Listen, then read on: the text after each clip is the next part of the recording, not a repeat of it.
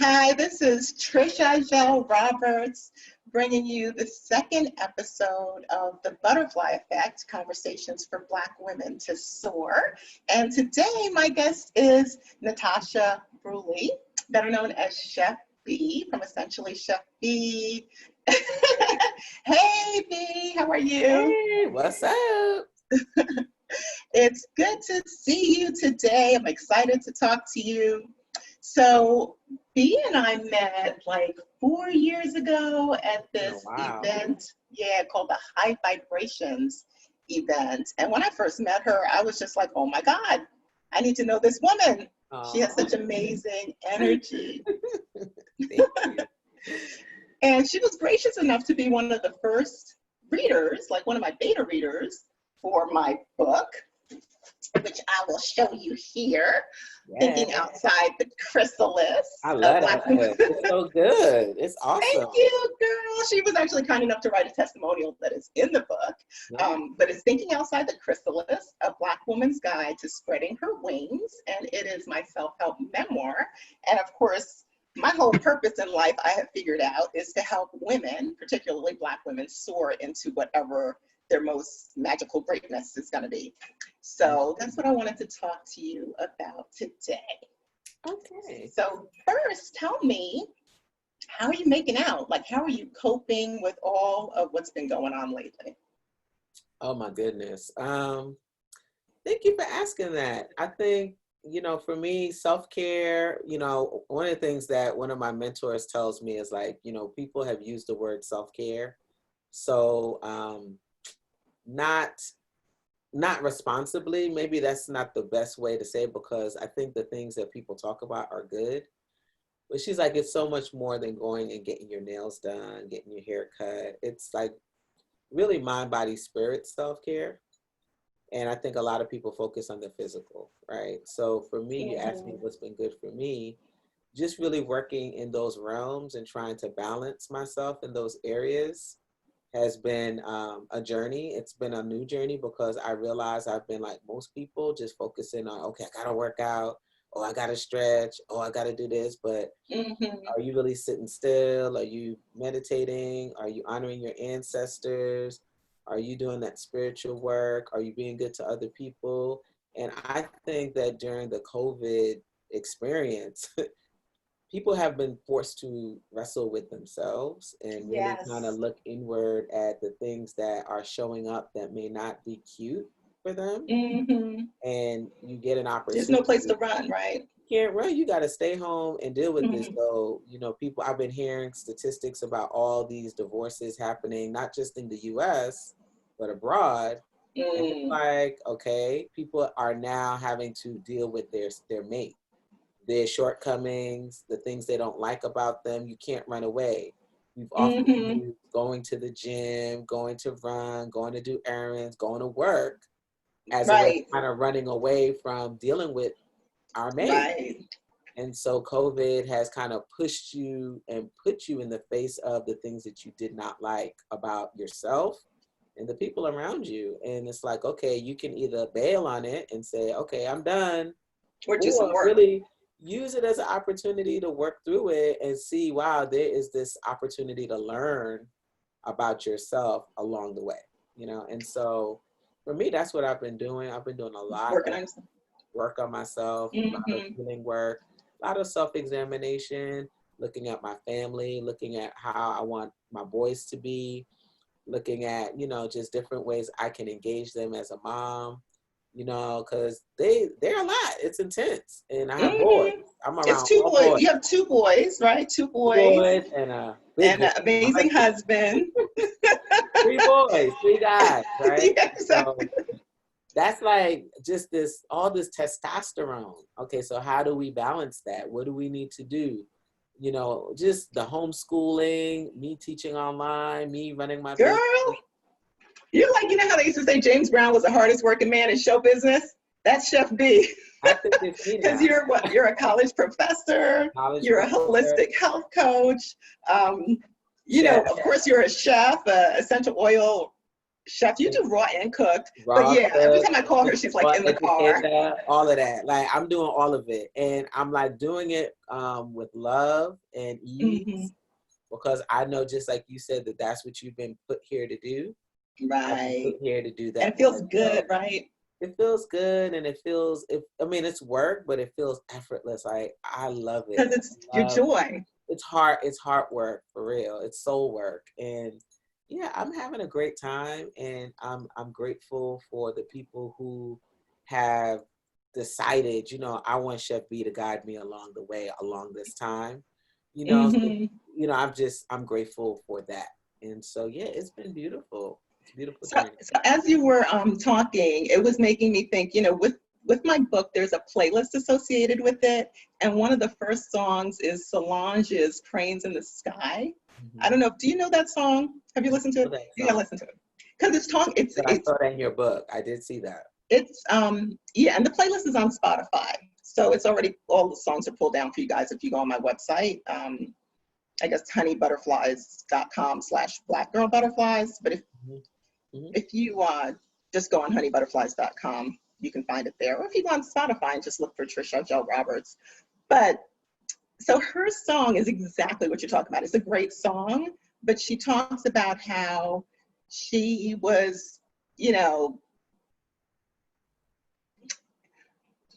the first thing that popped in my head was sex, but it was like sexing and drinking and dancing and running and traveling and doing all these things to get rid of dealing with what was going on with her. And we all kind of do that, right? When you don't want to deal with something, you just kind of do something you'd rather be Do doing something than else do. that you'd rather be doing, and then guess what? You gotta face it. Time runs out, and you're like, ugh, I gotta do this. I gotta look deeper. I gotta go deeper. I gotta go harder. And I'm in a coaching group, and we say playing small is canceled. What Playing, happened? playing small is canceled. Oh, I like that line. Playing small is canceled. Done. Like no, it's like We're can't not doing that like anymore. That was do that. 2019. Mm-hmm. That was everything before this moment, Mm-hmm. right? Mm-hmm. And so yes, it's been beautiful. And it's funny you say that too, that, you keep going and going until you run out of time. For me, my biggest fear is the ultimate running out of time. Like you find your way to the end of your life, and we never know when that's going to happen, right? Like I think I'm going to live to 100, but I could be wrong. So whenever that time comes, you don't want to be like, what was I doing? What was I doing? Do I even know who I am? You know? Yeah, and I'm Yeah. saying this. I think I was talking to my tribe last night. We were talking about the feeling because people are really kind of getting into the work of who am I. I think more deeply because of this pandemic. And one of the things that I encourage them to really look at is that feeling, right? So many of us work from our head space. We work from the intellectualness of, okay, does this make sense to move in as a business or a career or whatever it is? Because is it going to handle the finances? Is it going to help Right, you exactly. survive? All of those things are important. So we're not remissing that. Right. However, I said, you got to get into the heart space. You got to get into that feeling. And the Yes. feeling that you have when you're attracted to other people, you got to ask yourself, do you want to create that for other people? All right. Yes. And if you want to create those things for other people, that's really probably the space that you need to be in. That's what you need to cultivate for yourself. Mm-hmm. And so I know for me, community is huge. Having a tribe of people that are like-minded is huge for me. Mm-hmm. It's so interesting. I have this whole other life that I live as a professor. My dissertation work is around communities of practice and your Mm. identity as it relates to community and developing mathematics and all of that. And although I'm not doing that work, of course, in the health and wellness space, really that framework of communities of practice and how identity develops within that context is very much a Right. part of what I do. And, really helping to build that out for women, for men, for people who are really looking to be well and looking to be better, you know? And it's like amazing how you can have this framework, this epistemological way of looking at things. And really you could just apply it to all of these different areas of your life if truly that's who you are. And I'm like, wow, this is truly who I am. I'm about community, you know? Right. So just doing that work, building it out. And what sticks in my head with what you're saying is how you build identity from your community. I saw a quote recently from Nipsey Hussle, who I really never followed before, but it said that if the people in your circle don't inspire you, they're not a circle, they're a cage. And I was like, where's my mic? Let me drop it. You know what I'm saying? I was like, that's so good and so true. You know, the old school, my mom used to say, birds of a feather flock together, you know, stuff like that. And it's like, whatever, mom. But thinking about the people in your circle inspiring you, or just how your community and who you engage with affects who you are, you know, is so important, you know. And also, you know, when I talk about coping and mental health and all of those things, community is incredibly important because we all need support. So since you know, are familiar with the book, what stood out for you as your favorite drop or your favorite chapter or topic in the book? Was it the one on community or was it something else? So for me, reading the book, the thing that stood out the most was your journey. And, you know, just, I think people oftentimes see folks that they look up to and they think they have it all together. And you were very clear that you were a hot mess. They don't, right? You're like, I was a hot mess, and just all the different things that have been going on in your life, and really how you realize how all of those things were preparing you for this very moment, you know? And so I love hearing people's story about just how they got to where they are. Like, you see how their hair is different, you see how they show up differently, you know, and I know a little bit more about you, so I know you're into meditation. I'm like, that's why her butt into meditation. She had to censor that. She had to get that mind right. So it's just, well, it's true though. It's true, right? Like you just figure out, wow. I was drawn to it. You know, there's certain things like when I look at the thread of my life, and I don't think I put this in the book, but I remember when I was in middle school, and I went to a Catholic middle school, and I remember one of the teachers, we studied world religions, which was kind of a weird thing in a Catholic school, but they said something like Buddhist monks wear bells on their toes so that they don't accidentally step on insects. And I'll never forget that. I was just like, oh my God, that's so beautiful. You know, like I was still home swatting flies and crushing roaches or whatever in Brooklyn. So look, it's so funny that you say beautiful. That. Look at this book, 52 Weeks of Reminders of Ma'at. Is very much like a Buddhist perspective. And this book, the way of Ma'at is really to live without doing those kinds of things, creating harm in the world. Right. I've been reading Sacred Woman by Queen Afua with the group. And it's like the first time that I'm getting some exposure to Ma'at and kind of understanding what that is. Yeah. But what I find interesting is that all of these things duplicate themselves. Like if you look across all religions that I've known anyway, which is basically Buddhism, Christianity, and then I guess, you know, I've been reading Ma'at. And I would imagine, you know, from what I hear about Islam and Hinduism, that there's still, or even the yoga teachings, you know, there's ahimsa, I can't speak, but they all start off with that idea of nonviolence, you know, and that idea of treating others the way that we would want to be treated, and not rising to anger, because anger is usually the precursor to violence. So I just think it's so beautiful.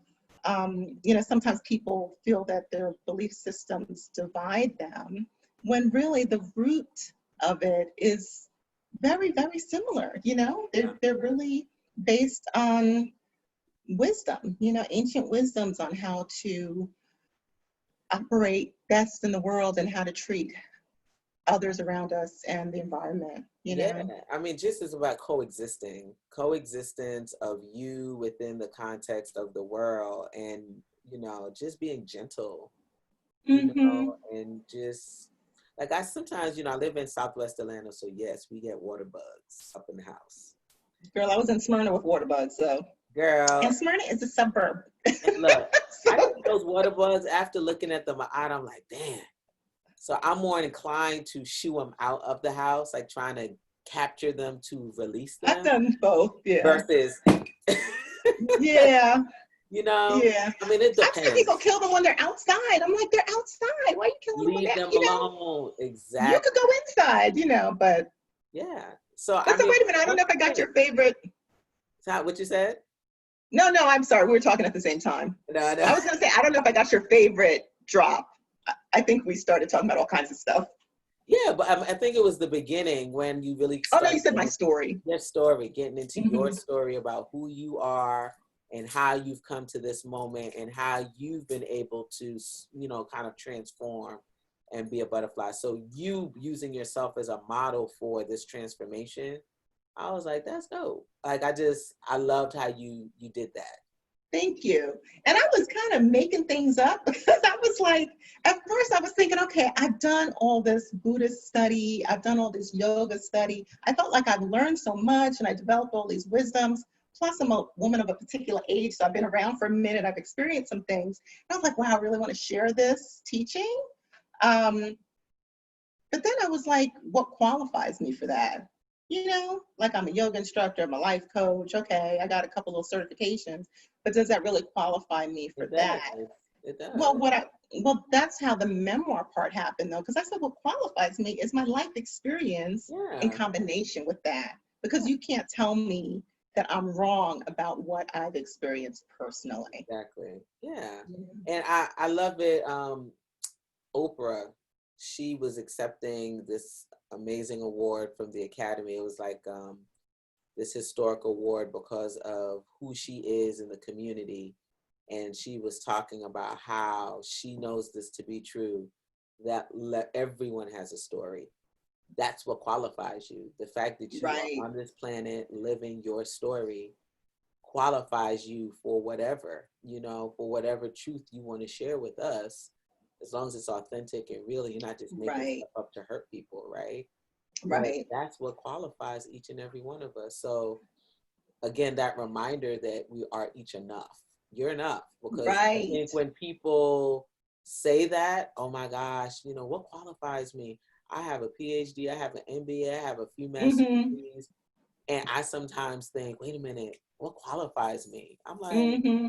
I've done it all, right? But what Right, qualifies me along with those things is just the work. You're in the work.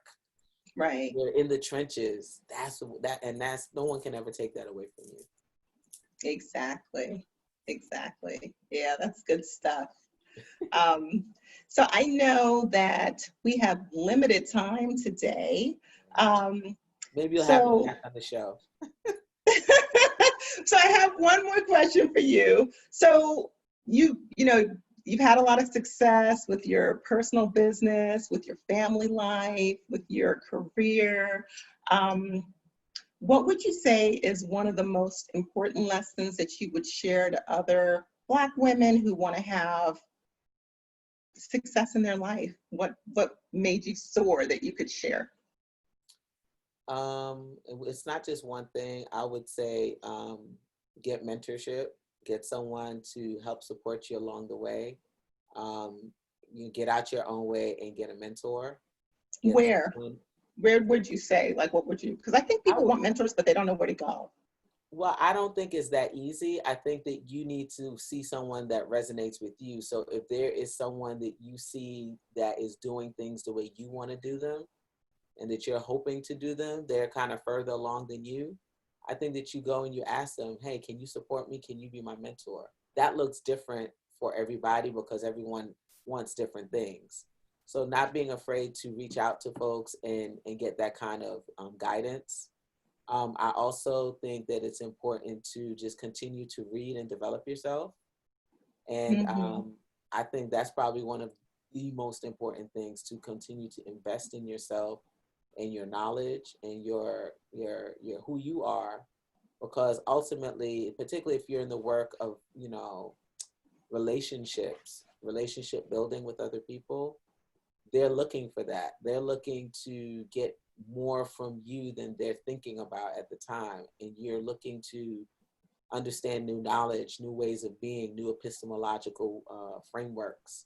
Only way you're able to do that is if you're studying. So it's an ongoing study of life. It's an ongoing study of your craft, and like to never give that up. And then the most important thing I think is to have fun, not to take everything so damn serious. Have a good time. Yes. You know, I don't take myself serious. I mean, I do, but I don't. So like, I'm my own worst critic, but then like, I could care less about. I mean, you can't control everything, so you gotta let it go. Yeah. Because otherwise, you won't do anything. I don't do a lipstick. This is it. This is it. This is all you get. I think I'm low maintenance. You're making me think I need to drop something. You need to drop something, girl. Do something else. But I mean, I do care how I look, obviously. But no, you look gorgeous. Girl, when I first met you, I was like, this woman right here. And you were dipping the apples in the essential oil. I was like, wait a minute, she knows things. Yes. But it's a simplicity that I really push, you know, even in my food preparation and everything I do, it's about simplicity and really kind of staying there. My style is very simple. My look is very simple. My food is very simple. I just don't want it to be complicated because it gets me stressed out when things are complicated. So just keeping it simple, keeping it light, keeping it beautiful. But it also keeps it authentic. Yeah, like that's all that matters. Like that's it. Yes, authenticity and confidence, I think, is the most beautiful combination that we all strive to, or I think we all should be striving to. So, girl, you're working it. Thank you. And I appreciate you. Thank you so much. I know you're so busy. Thank you so much for just popping in and having this conversation with me. I'm going to wrap us up. Is there anything that you want us to know that you're doing or places you're going to be before we go? Yeah, so for those of you who are interested in learning how to eat plant-based and learning how to cook plant-based with essential oils, I have this awesome program now called Healing Me First. It's my tribe membership, and it's, you know, cook plant-based with essential oils. So it's a 12-month program, and it's live classes twice a month, and you learn how to cook plant-based, you learn how to do some things in the kitchen, and the goal is to leave you better than you started. You're empowered, and you just have some skills, and you can share them skills with some folks around you. And, you know, I also have coaching services, you know, health and wellness coaching. So if you want to check out what I'm doing, you guys can go on my site, Chef Bee with 3 E's. And for you all to know, the B stands for Be Empowered, Energized, and Engaged. So that's chefbee.com, and you can see all of my offerings. Yay! Thank you. And for me, I think you guys know where to find me. It's honeybutterflies.com. That's honeybutterflyz.com. And there you can find all kinds of goodness, information about my book, downloadable affirmations and meditations, my weekly inspirational blog. So all kind of juicy stuff is on there. Check it out. And thank you so much, Bee. You're welcome. I'll see you next time, okay? Enjoy the rest of your day. Bye-bye.